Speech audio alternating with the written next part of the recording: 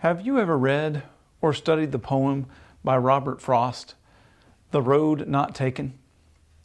You might remember it by the famous last lines, "Two roads diverged in a wood, and I took the one less traveled by, and that has made all the difference."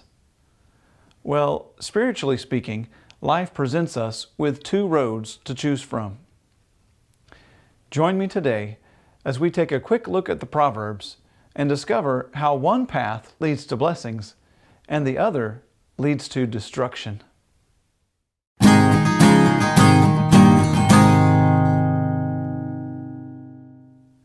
Read with me Proverbs chapter 4, verse 10 through 17.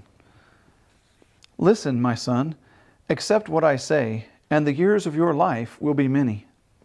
I instruct you in the way of wisdom and lead you along straight paths.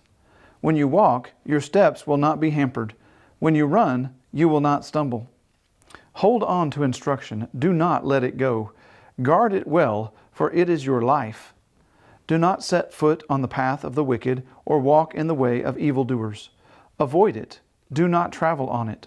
Turn from it and go on your way. For they cannot rest until they do evil.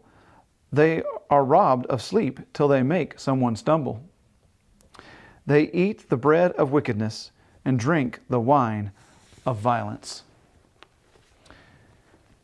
There are two types of moral paths in life. There's the path of wisdom and the path of wickedness. The path of wisdom is learned through wise teaching. Notice verse 11. It says that Solomon has taught his son in the way of wisdom. Learning wisdom comes by following moral instructions intended to regulate the heart toward godly behavior and thoughts. Spiritual wisdom does not come naturally. Spiritual wisdom does not come by instinct. And spiritual wisdom does not come by conscious deductive reasoning. It comes by paying attention to and applying wise instructions to life. Remember what Solomon said at the beginning of the book of Proverbs? Proverbs 9:10 says, "The fear of the Lord is the beginning of wisdom, and knowledge of the Holy One is understanding." Secondly, the path of wisdom is filled with blessings. Solomon says, following the path of wisdom will lead you to a long life, and it will lead you down straight and even paths. Deuteronomy 5:16 says, "Honor your father and mother, as the Lord your God has commanded you, so that you may live long and that it may go well with you." Or what about Psalm 23:3? "He refreshes my soul. He guides me along the right paths for His name's sake." In the path of wisdom, we also experience safety and freedom. Many people are burdened and shackled in life because of unwise choices. But Solomon says in verse 12, "When you walk, your steps will not be hampered.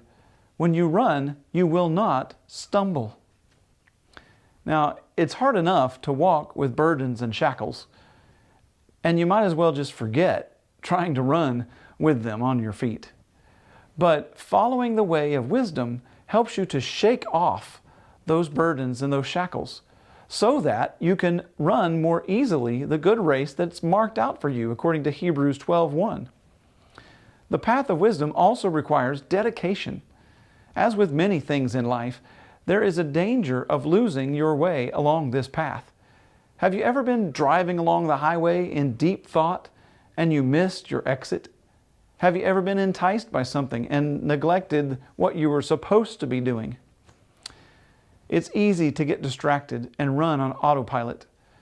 But take to heart the instructions from Jesus in Luke 21:34. "Be careful, or your hearts will be weighed down with carousing, drunkenness, and the anxieties of life, and that day will close on you suddenly like a trap." We need to hold on to the lessons of wisdom with a firm and determined grip, just like a drowning man would hold on to the rope that is saving him. Verse 13 tells us to guard it well, for it is your life. The other path is the path of wickedness. The path of wickedness must be avoided. The path of wickedness is a very broad and crooked road. Solomon warns us to avoid it with great urgency. This path is filled with wicked people. People on this path can't seem to get enough of evil deeds. Verse 16 says, "For they cannot rest until they do evil. They are robbed of sleep till they make someone stumble." They sound like the people in Noah's day. Every inclination of the thoughts of the human heart are only evil all the time, according to Genesis 6:5. To avoid the path of wickedness requires a strong and determined effort. This path intersects with everyday life in such a way that it's easy to stray down this road. It crosses all of our lines of activity, and it is so near to us that we could even step into it without even realizing it. Proverbs 4:19 says, "But the way of the wicked is like deep darkness. They do not know what makes them stumble." The path of the wicked is also attractive and perilous. It's attractive because it's the path of the majority. Everybody's doing it. It's perilous because it's where Satan and demons lurk to attack and destroy hapless souls. The path of the wicked must be avoided if we wish to live.